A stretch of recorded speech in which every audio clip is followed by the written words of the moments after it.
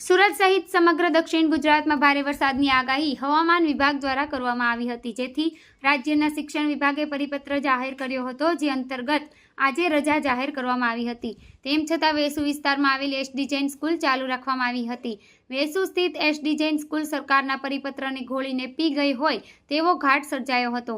ગુજરાત શિક્ષણ વિભાગ દ્વારા આજે સ્કૂલ બંધ માટે જાહેરાત કરી હતી, તેમ છતાં પોતાની મનમાની ચલાવતા અને વિદ્યાર્થીઓના જીવને જોખમમાં નાખ્યા હોય તે રીતે એસડી જૈન સ્કૂલ ચાલુ જોવા મળી હતી। ત્યારે વાલીઓ સહિત વિદ્યાર્થીઓમાં પણ આશ્ચર્ય જોવા મળ્યું હતું। ડીઈઓએ કહ્યું કે સુરત શિક્ષણ વિભાગ દ્વારા સ્કૂલમાં તપાસ કરી નોટિસ આપવામાં આવશે। સ્કૂલ ચાલુ હતી। ડીઈઓ ઓફિસ દ્વારા સ્કૂલમાં તપાસ માટે ટીમ મોકલવામાં આવી હતી।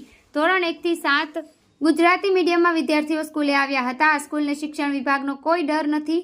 હવામાન વિભાગની આગાહી બાદ શિક્ષણ વિભાગે રજા જાહેર કરી હતી।